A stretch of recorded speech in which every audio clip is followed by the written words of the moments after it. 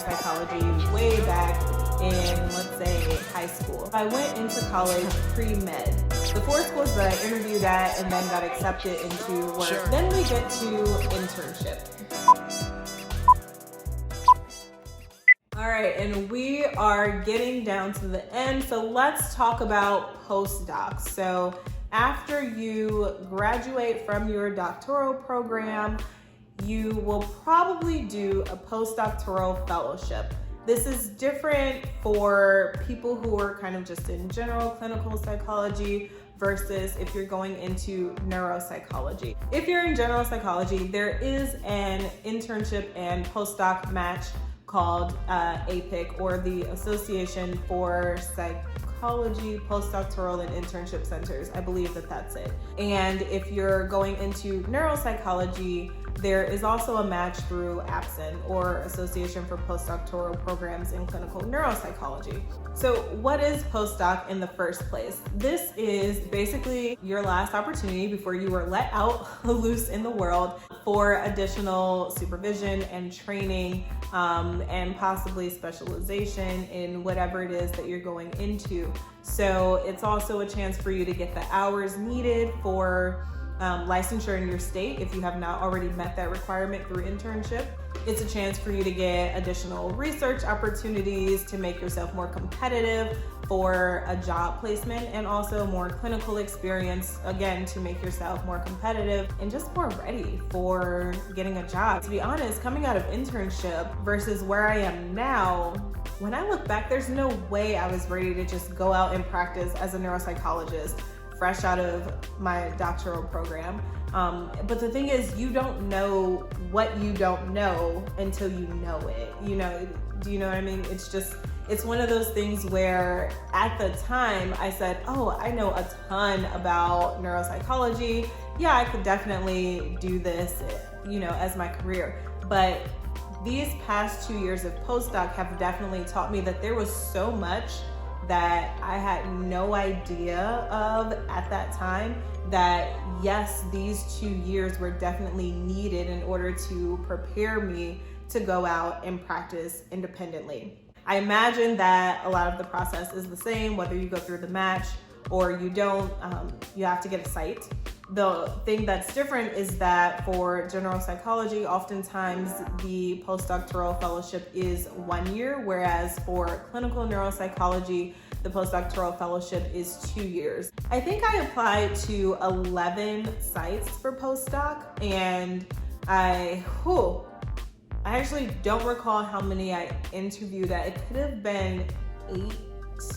And I applied to both match and non-match sites. So match versus non-match. So there's, again, a national match that programs can put themselves in and, you know, kind of put their trust in the process of matching with a trainee who fits well with them. There are people or programs and people who choose not to go through the match, and that's perfectly fine too. And it doesn't mean that it's not as good of a site. There are definitely programs that are phenomenal that choose not to go through the match for whatever reason.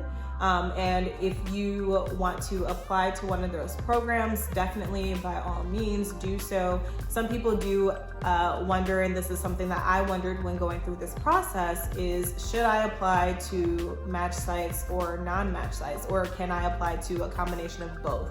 I did end up applying to a combination of both because there were sites that I wanted that were in the match and that were not in the match. And I was afraid that, you know, what if I don't match?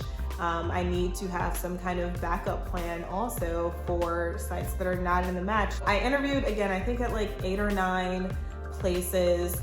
I did get offered a position at a non-match site before the match happened. And that is a huge problem and a fear that I had of, oh my gosh, what if someone that's not in the match wants me and they say you need to make your decision immediately, and I haven't found out if I've matched at another site or not. So that did happen, but luckily I already had some kind of a working relationship with the people at that site, and they were very flexible and allowed me to make my decision after the match results came out. So the actual match. So I know I'm kind of jumping around a little bit, but the actual match. When you put in your application materials, you may hear back from people, you may not. I heard back from a couple of sites that wanted to interview me that were part of the match. Most of the time, they do their interviews at the annual conference for the International Neuropsychological Society, just because everybody's kind of already there anyway, and it makes it easy to interview at that location. Some people will also invite you to just interview on campus if maybe you're not going to the INS meeting, or maybe you're local or for whatever reason. Interviewing was definitely terrifying. I was really scared, to be honest. You're at this huge conference with so many people and everybody's interviewing, everybody's dressed up. It just feels like a lot of stress. Especially because this is such a big point that it's like, if I don't match or if I don't get accepted at a site, what am I gonna do for the next year until the match rolls back around? Am I gonna be able to find any kind of site to take me at all? So I was really nervous, and I don't get nervous about a lot of things when it comes to school, but I was really nervous about this. It actually turns out though that I interviewed at a lot of great sites, and the people there were so friendly and lovely, and it wasn't anything like interviewing for internship or for my practicum placements, where it was a little bit more harsh and they were really kind of testing your knowledge and making you show them what you know. It wasn't anything like that. It was really, again, back to that, are you a person who I think I can spend the next 2 years working with, and who seems like they are open to taking direction and also will be able to take care of themselves and not crack, because honestly, postdoc is hard. It's a lot of work, especially in neuropsychology.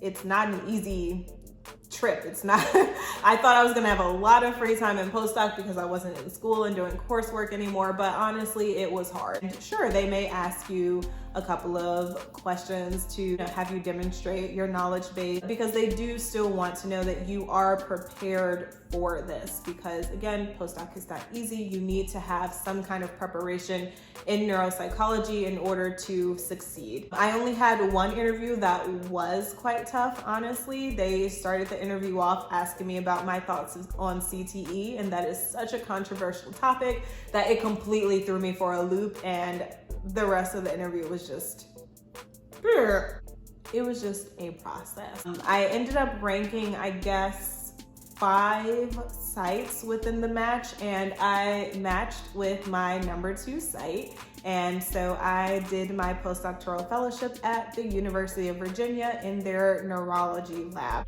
Our focus was adults.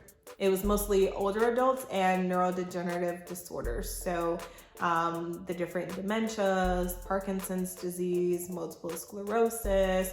We had oncology patients as well. And my postdoc experience was great, honestly. I saw 5 patients per week, but we also rotated on a memory and aging care clinic, which was a multidisciplinary clinic where I had the opportunity to work with providers in different specialties.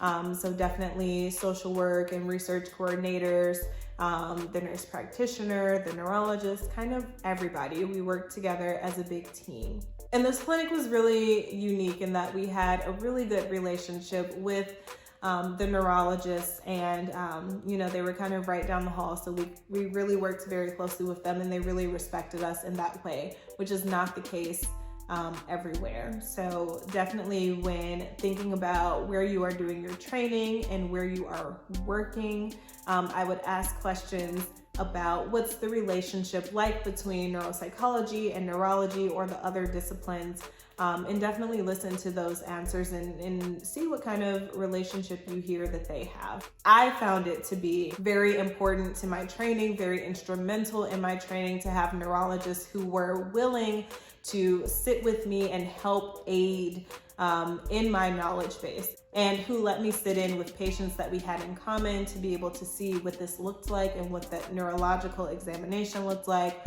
who were willing to come speak with us about different topics and really just facilitate our training. So postdoctoral training consists of, yes, your clinical work Also, your research and how much of that, and if you have designated research time, depends on where you are. And also different didactic experiences. So things like grand rounds and designated journal clubs and didactics and talks and presentations that you may have to prepare you with the knowledge base that you need to go on to become a neuropsychologist. But throughout my postdoctoral training, I tried to get as much experience with different activities as I could. So I went to things like brain cuttings.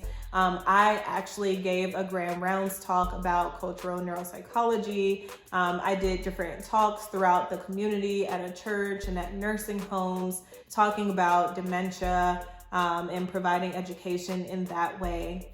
I went on the radio once when I was very fresh and didn't know as much of what I was talking about as I should have, but that's a whole nother story. I got some involvement in research, and I also presented posters at 2 different conferences. So I definitely think that I made the most out of my postdoctoral fellowship. Ultimately, I did leave feeling very prepared to now go on to seek board certification and to practice as a neuropsychologist. The other thing that my postdoctoral program provided was experiences to prepare us for, as I mentioned, board certification.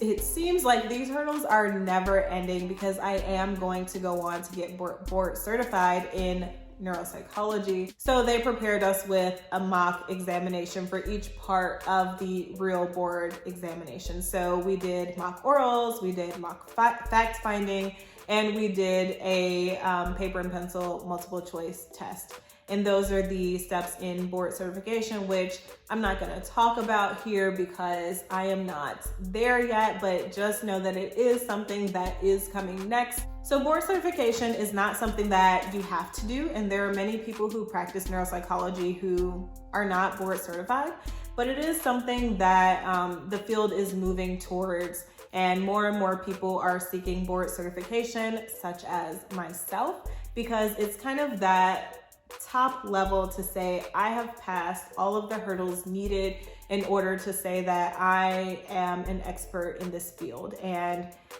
if I'm gonna do something, I'm gonna do it all the way. So whatever the highest thing is that I can achieve in my specialty is what I'm going to do. So board certification, I am coming for you. One last thing that I want to talk about is getting licensed as a psychologist. So in order to get licensed, you need to pass the EPPP. This is the national licensing examination that basically you have to pass in order to be licensed as a psychologist. You also have to do whatever your state requirements are. So some states require that you do an oral examination as well, and some require just other things, but you need to pass this national examination. Let me know if you want another video, possibly part of that series where I will talk more deeply about each step of the way. But if you want me to talk more about the process of going through studying and passing the EPPP, then I will. But what I will say here is that that test is no joke. You will be studying kind of everything that you've learned. It's kind of like another comps. You will be studying everything that you've learned about psychology throughout your training. That is a multiple choice examination. It was on the computer at a testing center, and it was just really hard, to be honest.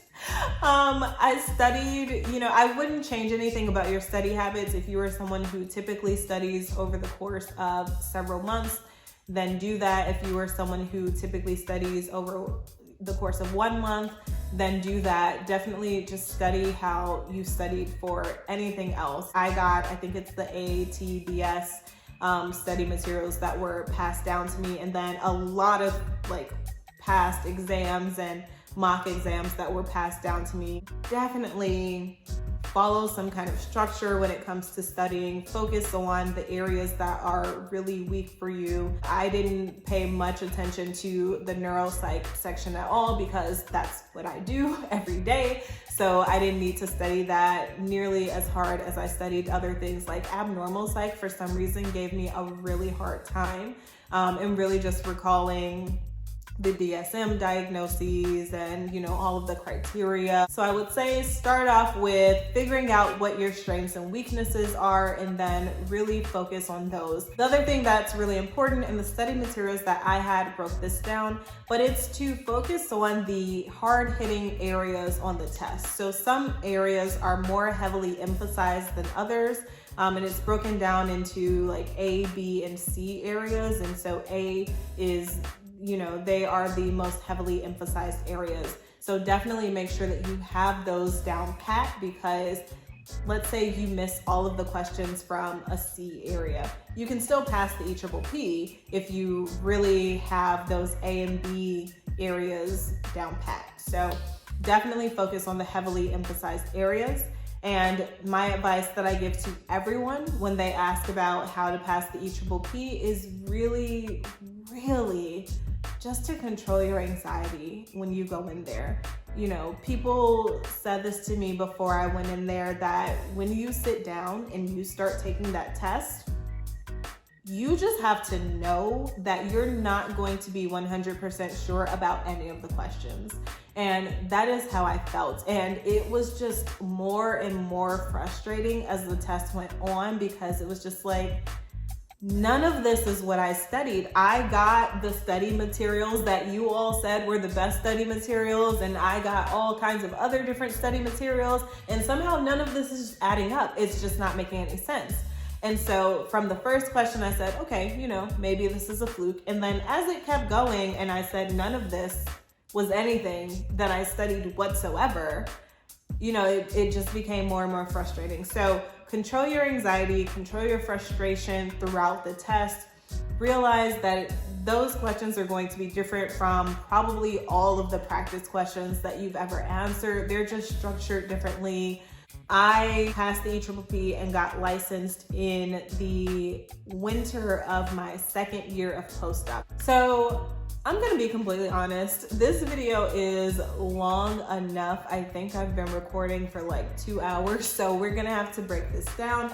There are a number of frequently asked questions that I definitely want to address that you all have been asking me, and I promise I will do that in another video. So that just means you're gonna have to come back and check out my channel again. So stay tuned for that. But I do hope that today's video with me talking about my experience from undergrad throughout postdoc has been helpful.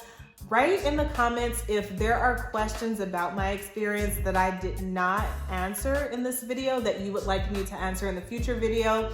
And when I make that separate video strictly for frequently asked questions, I will be sure to answer those questions. So again, guys, I hope this is helpful. If you are getting ready to apply for graduate school, let me know in the comments down below, and let me know what programs you're thinking about and if you are thinking about specializing in anything in particular. Thanks so much for watching. Bye.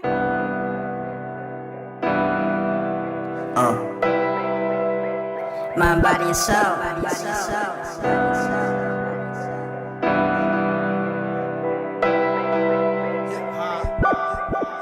I need to go higher.